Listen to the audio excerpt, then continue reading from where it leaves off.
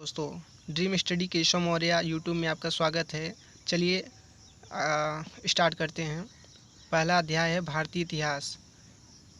ये फिगर बना है थोड़ा शॉर्ट में पूरा इतिहास को समझाने के लिए। चलिए आपको बताते हैं।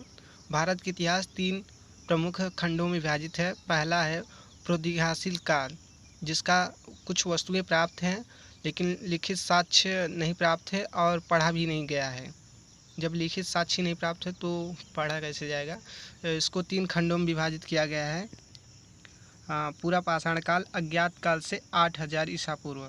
ईसा पूर्व का अर्थ है ईसा मसीह के जन्म से पहले का समय, और ईस्वी का अर्थ होता है ईसा मसीह के जन्म के बाद का समय।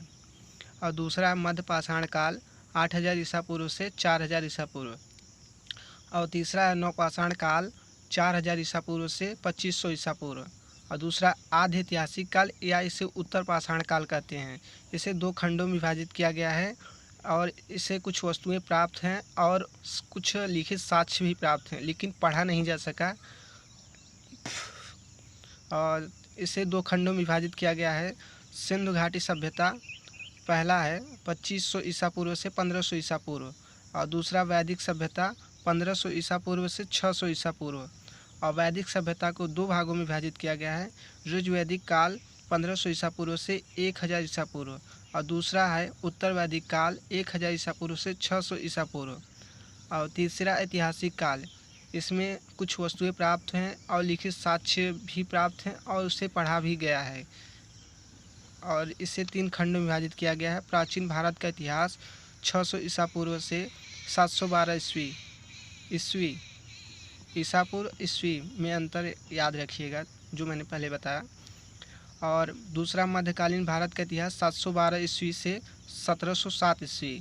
और तीसरा है आधुनिक भारत का इतिहास 1707 से वर्तमान काल तक। चलिए प्राचीन भारत के इतिहास में देखते हैं। 6 खंड में विभाजित किया गया है। महाजनपद का काल 6वीं शताब्दी ईसा पूर्व, और दूसरा मगध साम्राज्य 600 ईस्वी पूर्व से 300 ईस्वी पूर्व, और मौर्य साम्राज्य 323 ईसा पूर्व से 184 ईसा पूर्व एवं संगम काल चेर पांड्य चोल। मौर्योत्तर काल 184 ईसा पूर्व से 319 ईस्वी। गुप्त साम्राज्य 319 ईस्वी से 550 ईस्वी। हर्षवर्धन काल 606 ईस्वी से 647 ईस्वी। और दूसरा देखते हैं मध्यकालीन भारत का इतिहास 2 खंडों में विभाजित किया गया है। पहला पूर्व मध्यकालीन 8वीं से 13वीं शताब्दी, और दूसरा उत्तर मध्यकालीन 13वीं से 18वीं शताब्दी। शताब्दी उसे कहते हैं जैसे 13वीं शताब्दी का अर्थ है 1200 ईस्वी से लेकर 1299 ईस्वी तक 13वीं शताब्दी कहते हैं 100 वर्षों को। और देखिए पहला पूर्व मध्यकालीन 8वीं से 13वीं शताब्दी के अंतर्गत 3 भाग में विभाजित किया गया है भारत का इतिहास। उत्तर भारत, दक्कन और दक्षिण भारत।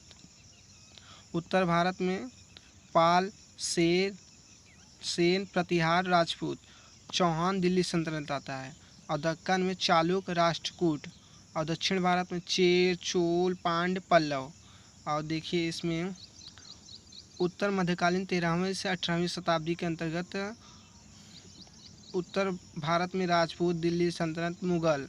और दक्कन में विजयनगर, बहमनी, मराठा।